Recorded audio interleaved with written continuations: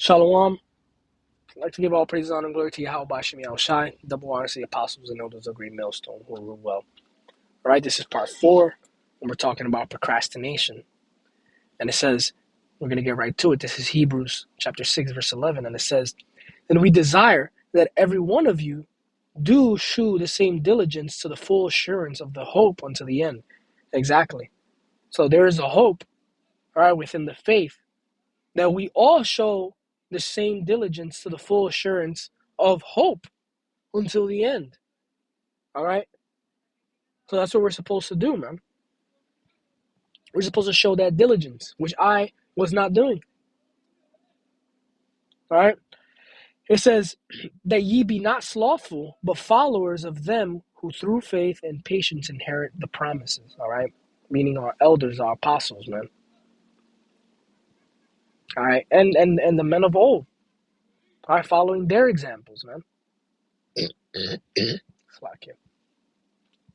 It says, "For when God made promises to Abraham, because he could swear by no greater, he swore by himself, saying, Surely blessing I will bless thee, surely blessing I will bless thee, and multiply I will multiply thee.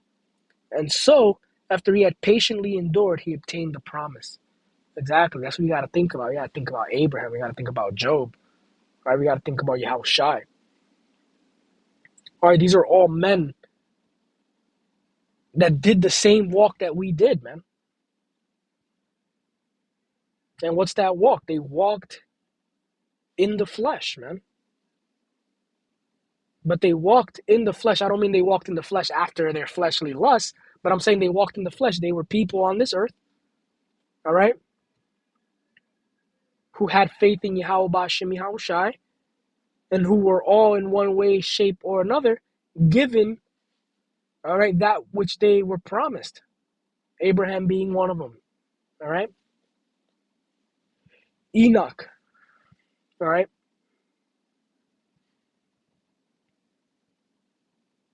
And so forth, man.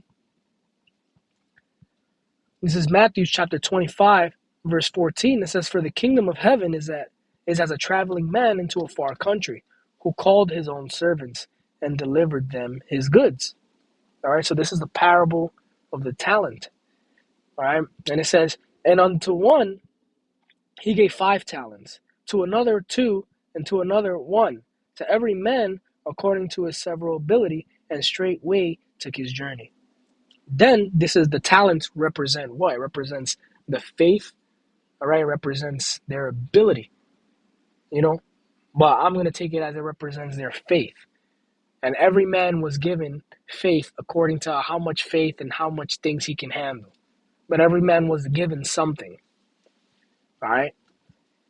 Then it says, "And unto one he gave 5 talents, to another 2, to another 1, and every man according to his several ability, and straightway took his journey. Then he that had received the 5 talents went and traded with the same, and made them other 5 talents. And likewise he that had received 2 also gained other 2. But he that had received 1 went and digged the earth and hid the Lord's money." Exactly. So those men, all right, who received more than 1, the guy who received 2 and the servant who received 5, they went and they invested, they used their talents, all right, to bring more in. But the guy who only had 1, he was so scared that he put it away. He hid his. After a long time, the Lord of those servants cometh and reckon with them. And he that had received 5 talents come and brought other 5 talents, saying, "Lord, thou deliverest unto me 5 talents. Behold, I have gained beside them 5 talents more." His Lord said unto him, "Well done. Well done, thou good and faithful servant. Thou hast been faithful over a few things. I will make thee ruler over many things. Enter thou into the joy of thy Lord."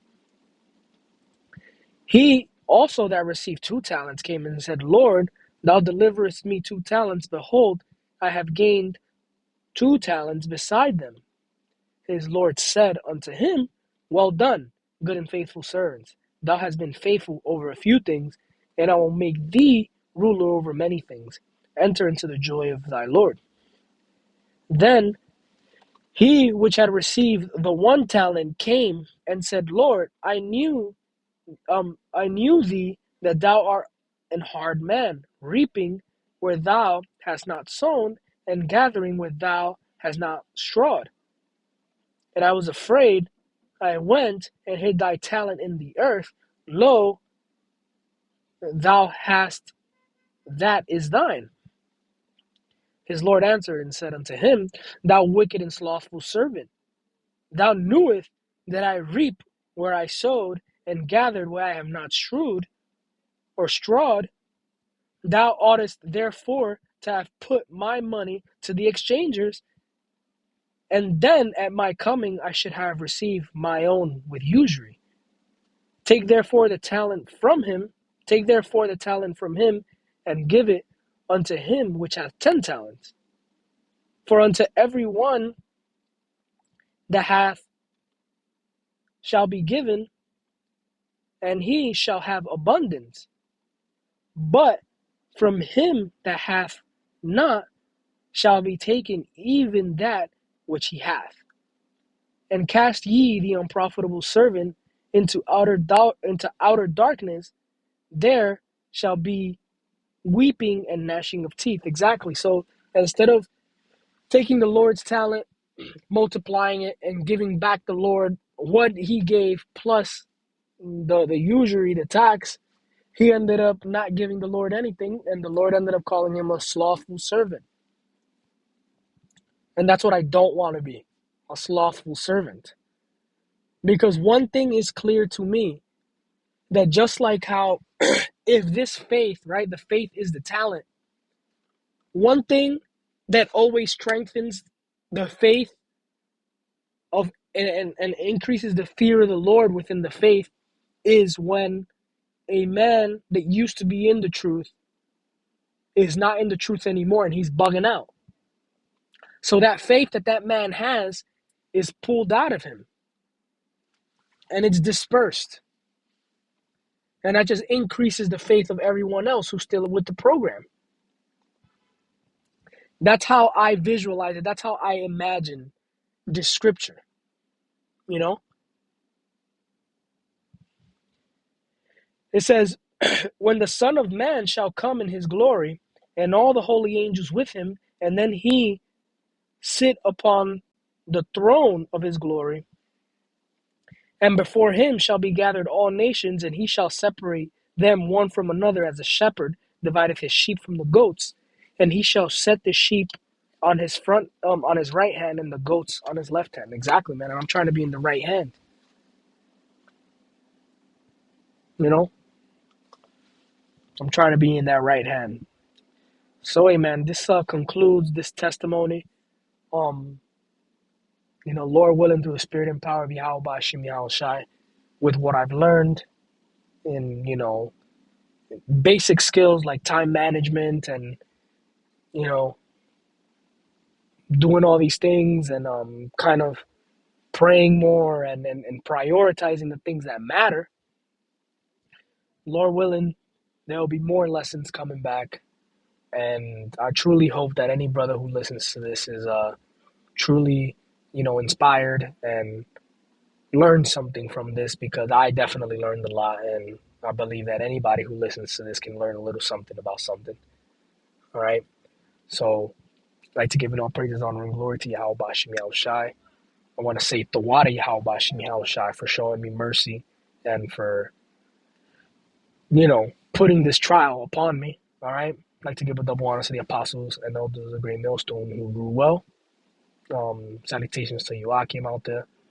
Tawada to, my brothers in the faith and my elders, all right, who look over.